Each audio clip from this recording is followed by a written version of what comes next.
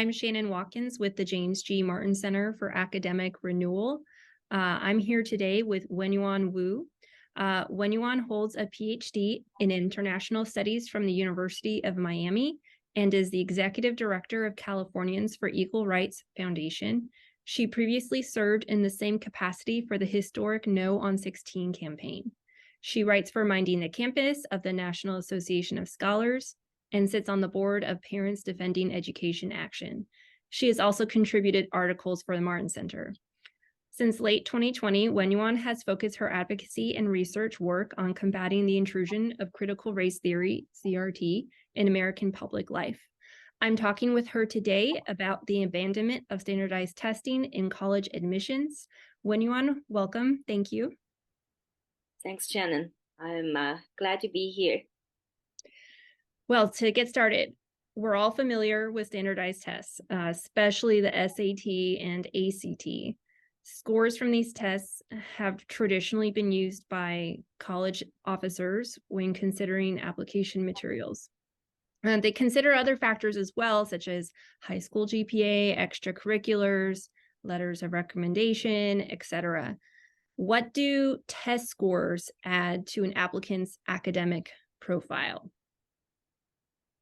Test scores say a lot about a college student's academic profile in general, and how it's a very reliable predictor for academic success in colleges. So I've done a quick review of many empirical and statistical studies out there on the effectiveness of standardized tests in a higher education setting.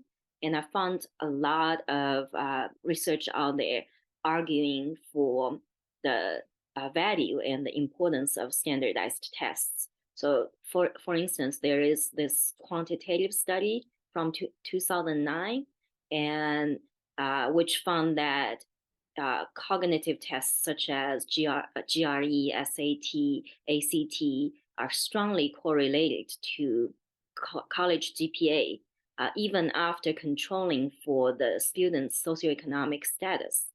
Another analysis in 2010 summarizes 7 previous studies and found that standardized tests strongly predict academic success in colleges. And the academic success in colleges is measured by the applicant's first year GPA in college, the graduate GPA if it's a graduate school applicant, the degree attainment, and the students qualifying comprehensive exam scores also in a graduate school setting. Another study from Science back in 2008 found out that GRE or graduate record examination subject tests, the law school admissions test, LSAT, the pharmacy college admissions test, PCAT, the GMAT graduate management admissions test, which I took before coming here, and the medical college admissions test, MCAT, are very effective predictors of performance in graduate schools. And the power or the explanatory power of these tests is better than prior college academic records. It is by far the most accurate prediction of success in graduate schools. Another law review article back in 2007 established a positive relationship between LSAT and the bar passage rate of the law school student.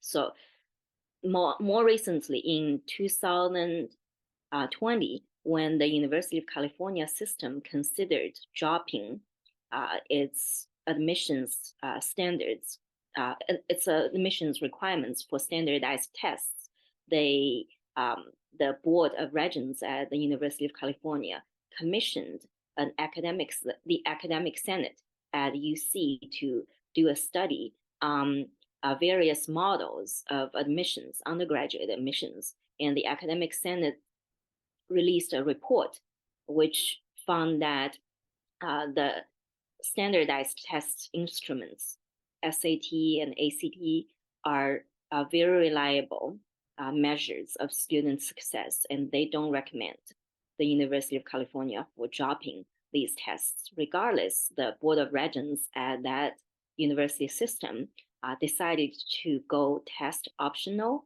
back in 2020 under the disguise of COVID-19. And in 2022, last year, they made a decision to go permanently test optional in the name of equity. Well, one of my next questions was on that last point. Many universities, colleges and universities are turning away, as you mentioned, the UC system, turning away from the use of standardized tests, with some making the submission of scores optional, or doing away with it altogether. Do you see this movement growing over the last few years? And what do you think is the main reason for schools abandoning this measure?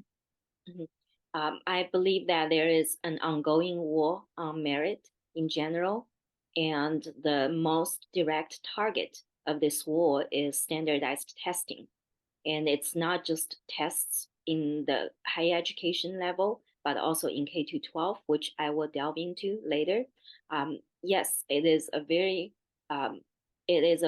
very popular movement among U.S. colleges and universities. In 2018, the University of Chicago was the first school which led the herd by dropping SAT and ACT from its undergraduate admissions to, and I quote, level the playing field. So they started the trend by now. My research shows that 1,835 accredited American four-year colleges have gone test optional, and 84 have gone test free or test blind. So meaning that this smaller group of universities and colleges don't require their applicants to submit any scores from these standardized tests, and both lists are growing. So you asked me about the intentions, right? I really think that the test optional, the test free movement started with good intentions. It actually, when you look at the intentions of trying to level the playing field, we can even go way back to the early 20th century when Harvard first pioneered the so-called holistic evaluation model, in which academic, non-academic, and environmental factors pertaining to an applicant are compounded to build a so-called full holistic profile on that applicant.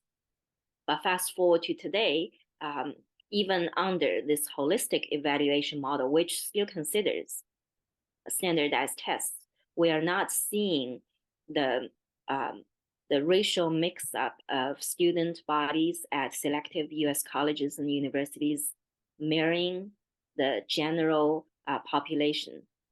And that is, to the proponents of the movement, a problem. So the intentions, I believe, are to close down the racial academic achievement gap. So the average SAT score by race is unevenly distributed. Asian Americans score the highest at over 1,200. White students followed at around 1,100. Hispanic students 978, Black students 933, American Indian, Alaska Native students 913.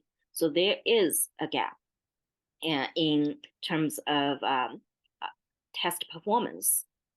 And for the proponents and advocacy groups, that is unacceptable. So there is this nonprofit organization called Fair Test, which was established in 1985 under a mission to eliminate unfair barriers to equal opportunity posed by standardized tests. The group claims that test makers such as the ETS and the College Board have built-in cultural biases, and standardized testing, that mechanism feeds the school to prison pipeline, by hampering urban schools' ability to offer engaging instruction. Our largest teachers union in the country, the National Education Association, even takes one further step and argues that standardized tests have been instruments of racism and a biased system. So the general argument here is that the system is stacked up against certain students who are identified by their race and ethnicity. And there is also a built-in statement, argument that high-stakes tests naturally disadvantage students of color because these students cannot afford expensive test preps, and the questions are in these tests are designed without cultural sensitivity to trick them, to fail them. What is your response to that contention? So let me first respond to the most, say, high-profile accusation of standardized testing as a racist instrument. It's actually ahistorical to make this argument because standardized tests were not invented by the so-called white colonizers, or even in the West. Standardized tests went all the way back to China in the Han Dynasty, which dated 200 BC to 220 AD. So that was over 2,000 years ago. And imperial examinations were designed by the imperial court in the Chinese Han Dynasty to test to select employees for the court. And later on, over the next 1,500 years, this imperial examination instrument was expanded to include the applicants' knowledge on military strategy, civil law, revenue, taxation, agriculture, and geography.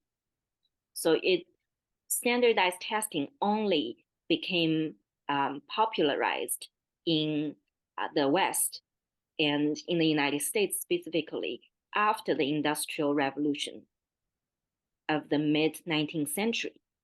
And the first college entrance examination was administered in 1901 for standardized tests in 9 subject areas in Northeastern elite universities and top boarding schools. And in 1926, the College Board designed SAT, the Scholar Aptitude Test, based on the Army tests, which were initiated and designed during the World War I and World War II eras to determine intelligence and problem-solving skills, as well as critical thinking skills. So it is, in other words, not accurate to say that these tests or standardized testing as a mechanism is riddled with racist intentions and inequities. And my other response to the arguments against standardized tests is that these arguments, they fail to explain several things. And number one, why do Asian Americans have the highest test scores in spite of historical marginalization and intergroup diversities? And number two, a lot of factors in K-12 education and at the levels of community and family, then racism or inequity explain the academic achievement gap and why some groups outperform others on tests. So we need to talk about culture, we need to talk about family structure and specific groups' interactions with public policies in the modern era. So in my opinion, the argument that we need to do away with tests because tests are inequitable is barking at the wrong tree because it does nothing to address these more consequential and severe factors in in K-12 and also in community and family levels. An interesting case in point. So in New York City, there are several world-class specialized high schools that started admitting students based on one single test called SHSAT. And that was established, that admission system was established in 1971, right? And it was working pretty well to really select the best, prepare the brightest students into these very renowned high schools. These students would later on become leading scholars, scientists, inventors. And in 2018, the city under the leadership of Mayor de Blasio started to think about reforming that admission system. The reformers argued that the SHSAT test was designed to fail the city's brown and Black children because it's simply unacceptable to them that Asian students are overrepresented in these schools, whereas Black and Hispanic students are underrepresented. So the interesting part in this story is that actually in the 1990s, that was 2 decades after the introduction of this exam, right? African American students were actually very well represented at these specialized high schools. So for instance, during the 1994 and 1995 academic year, the enrollment of African American students were 11.8% at Bronx Science High School, which is one of the specialized high schools, and their enrollment in Brooklyn Technical, which is another specialized high school, was at 37.3%. So that was the 1990s. It was not even 20 years, not even 30 years ago. And how could a test be designed? How could a test be designed to trick a certain group of students while there was proven record of success and representation? So I think what happened was, for a number of reasons unrelated to the test, the ratios of Black students dropped all the way from over 10% or over 37% to single digits in the mid-2010s. So interestingly, under this Mayor de Blasio's watch, math and English proficiency rates among Black and Latino students from grades 3 through 8 in New York City are less than 50% of performance levels among Asian and white students. And I think that that's more telling than an ideological explanation. Certainly. No, that's fascinating data. How has this affected going test optional, even if the intentions are good to, in theory, increase equity? How has this affected the quality of students that institutions are admitting? What do you think are the long-term consequences of this trend? I think this assault on standardized tests is not a victimless act. So we have to look at the 2 largest victims. Let me start with the so-called overrepresented student group, Asian American students who are high performing on average, by aggregate measures, right? So these well-intentioned reforms do have feedback loops and unintended consequences. And the number one victim is, I believe, are students of Asian descent whose only crime is being Asian. And it's not even a trade secret or something that's hidden from the public. It's well established that since the 1990s, a lot of selective colleges and universities have used de facto quotas, higher standards, and racial stereotypes and other racial balancing methods to systematically lower the admission chances of Asian American applicants to top U.S. colleges and universities. In the Harvard case, which is the most high profile and widely reported case, race is not only used to just achieve a critical mass of so-called underrepresented minority students, but to intentionally discriminate against Asian American students. Race is a dominant factor. When you look at the chance of admissions under the model, the statistic model established by the expert witness in the Harvard case, an Asian American applicant with a 25% chance of admissions to Harvard would see his or her chance being improved to 35% if this applicant was white, to 75% if this applicant was Hispanic, and 95% if this applicant was Black. So that's not just using racial balancing to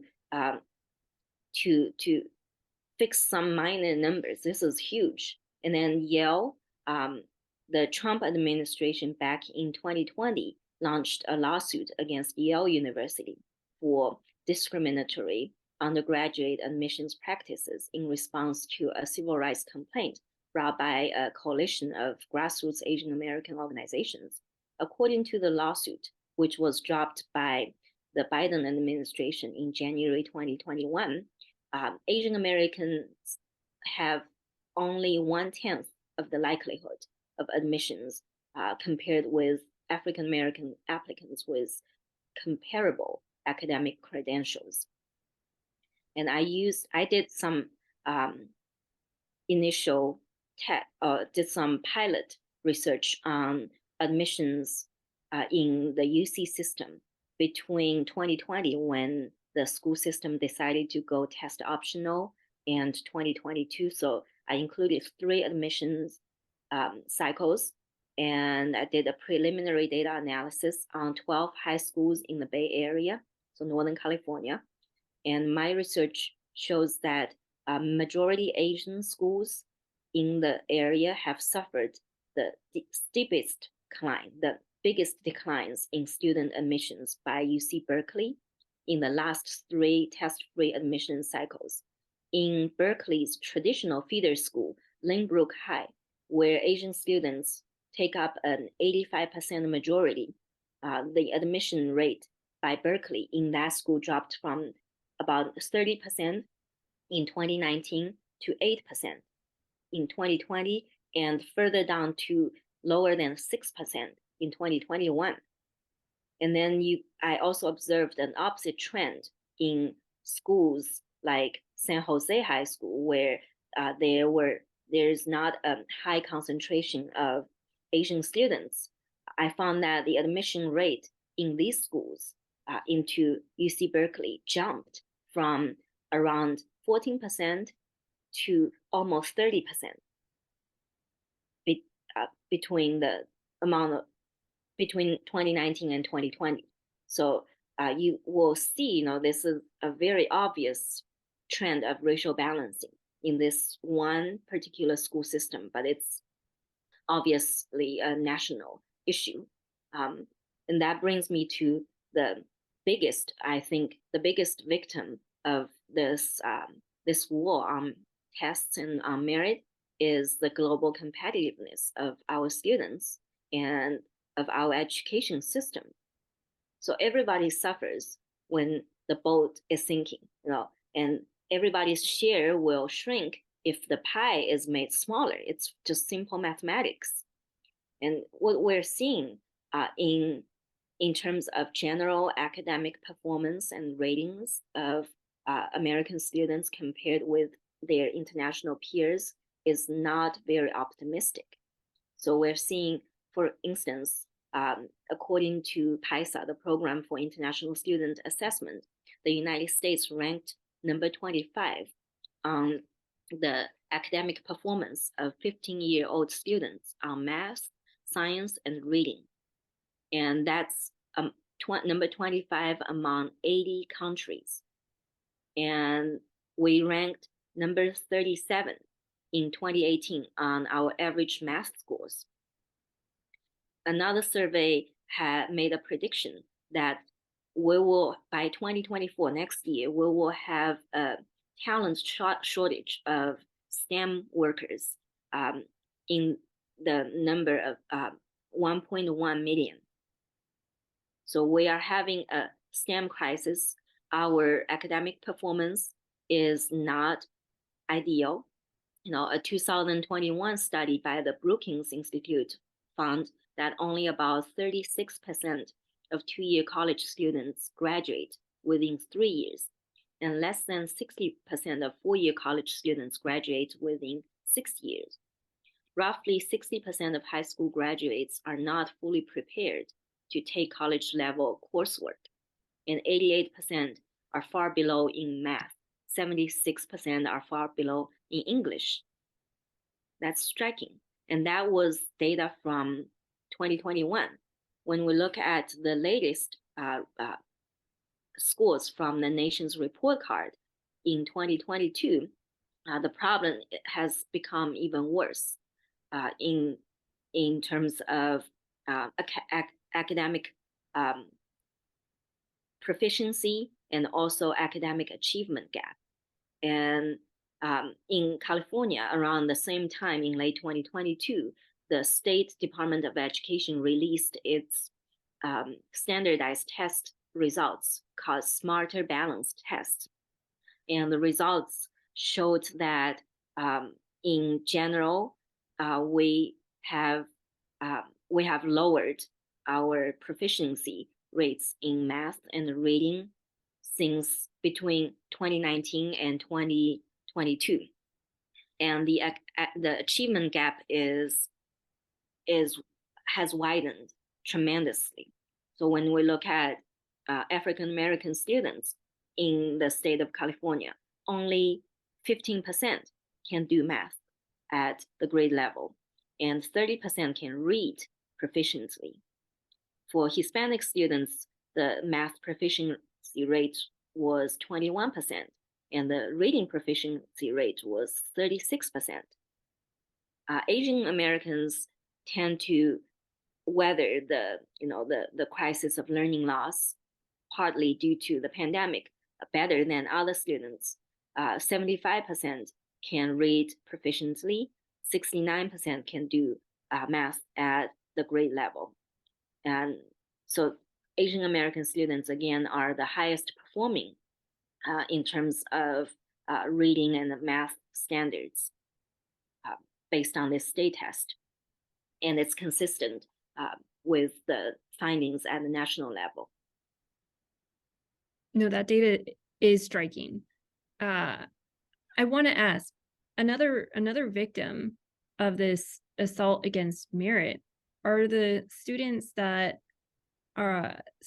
these policies are intended to help in the first place, because you were just citing this data, very, very low levels of reading proficiency, math proficiency, that affects their SAT, ACT scores.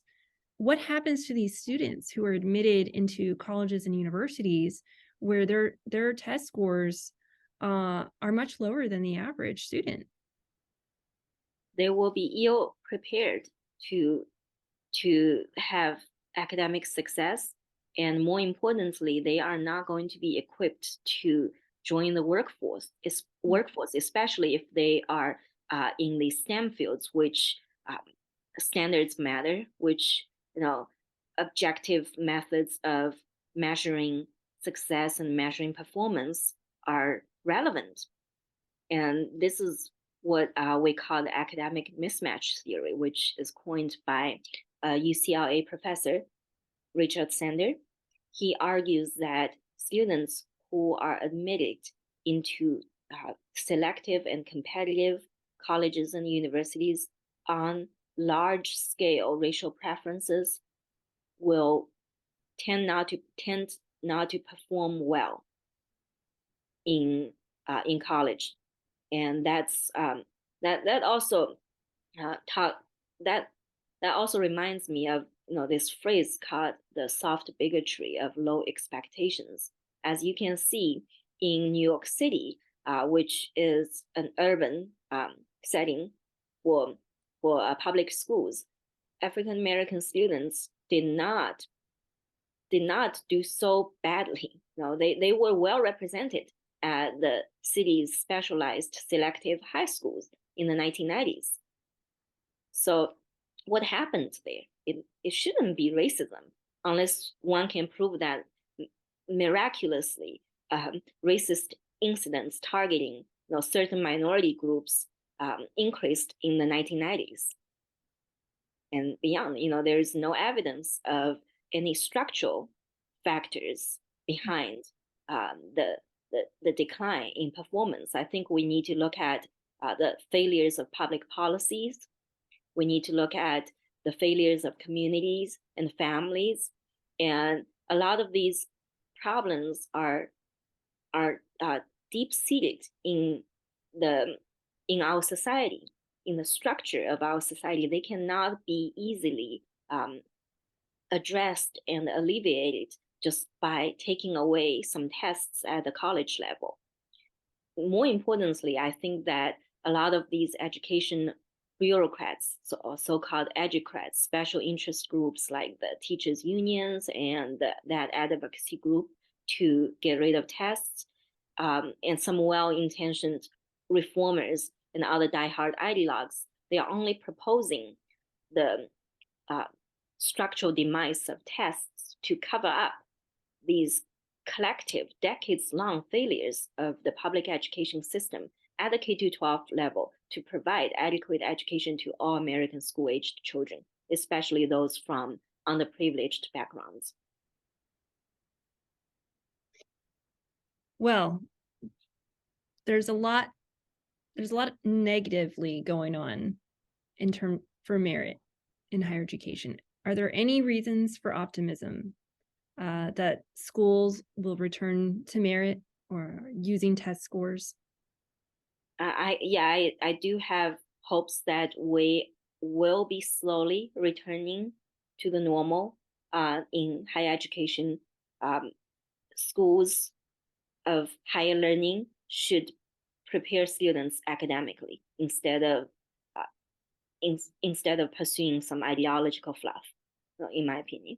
And I think schools, even though that over 1,800 schools have gone test optional, some schools are returning back to admitting students using standardized tests. MIT is a good example, which reinstated SAT and ACT in its undergraduate admissions process last year. And we are actually on the side of the public opinion when we look at reputable polls from the Pew Research Center over the last several years. We see that a significant majority of Americans, over 70%, want these objective measures of success, namely tests, to be the primary factor in undergraduate admissions. Great. Well, those are all of my questions. Is there anything else that you would like to add before we conclude today? I think that will be all. Great. Well, thank you so much, Wenyuan, for speaking with me today. Well, thank you.